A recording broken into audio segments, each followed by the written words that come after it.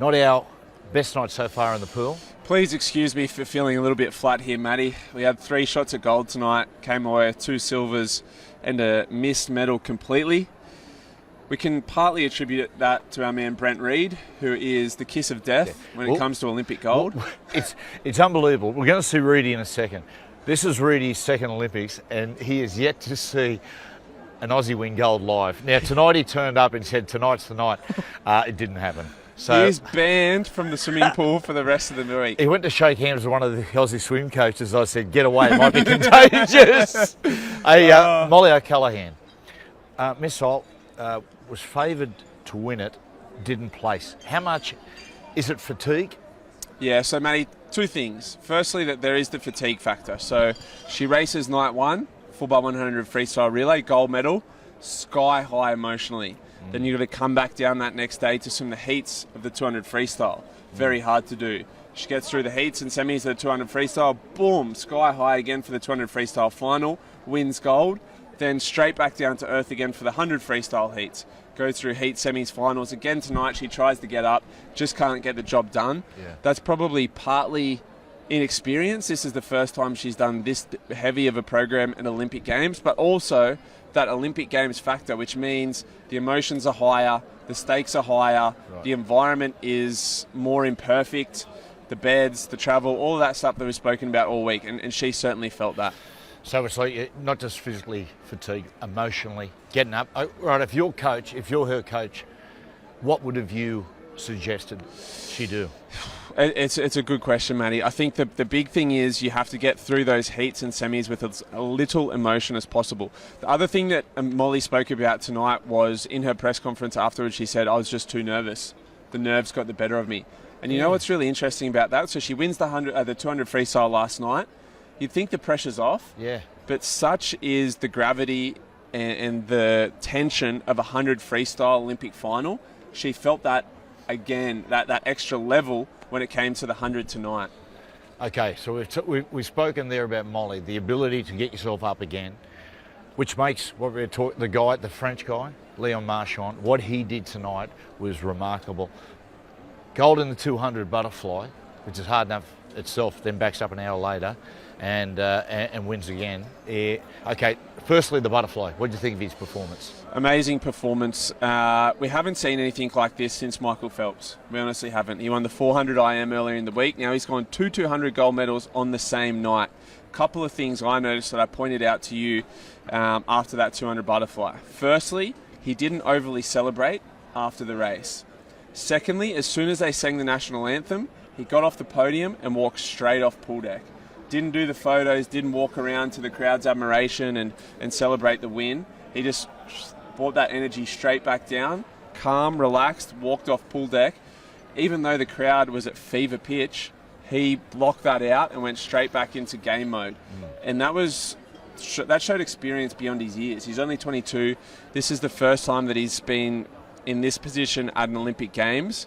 Leon Marchand, he's essentially the French Michael Phelps right now, and he should have 4 individual gold medals by the end of this Olympic Games, which is only 1 less than Michael Phelps. France, not strong in the relay, so he can't pick up those medals there.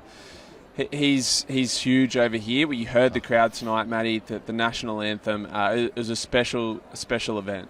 Okay, so what do you think he did in between? That 1 hour after getting up, a monumental effort to win the 200 butterfly, such a hard stroke to the butterfly. Event, yeah. Then an hour later gets out there, wins gold in the 200-metre breaststroke.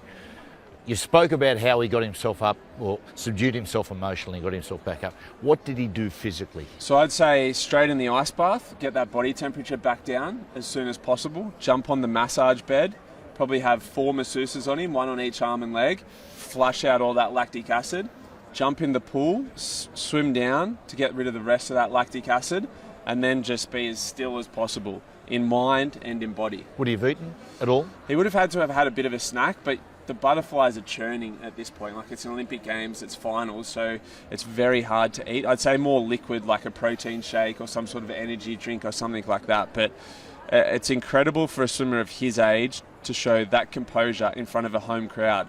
And then, in direct contrast to what he did after the 200 butterfly, 200 breaststroke, he wins, He gets up on the lane rope, he celebrates, he stands behind the block, celebrates again. He really lapped it up then. So that just showed he was expecting to win that 100 breast, which is why he didn't 200 breast, which is why he didn't celebrate after the 200 butterfly. Excuse me for being naive. Does he swim again tomorrow night? Not tomorrow night. He'll swim tomorrow morning in the 200 IM heats, then semis, and he'll progress across to the 200 IM finals the following night. So what does he do tonight?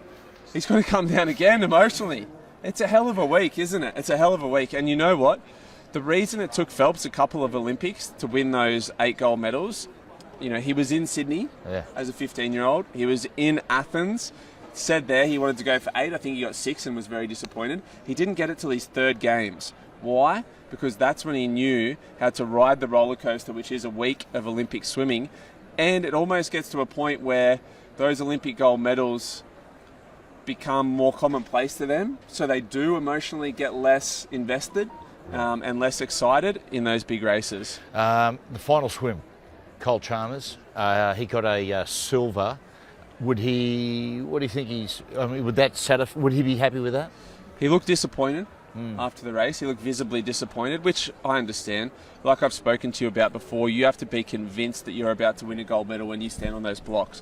So it is a shock to any swimmer like Kyle when he doesn't win a gold medal. Kyle's now won 3, he's won medals at 3 consecutive Olympic Games in the 100 freestyle, which is quite unprecedented to have that longevity in 100 freestyle. But that race, Matty, 46.4 seconds, broke the world record by nearly half a second, the Chinese swimmer. Young 19-year-old, we hadn't heard of him before this year in the swimming world.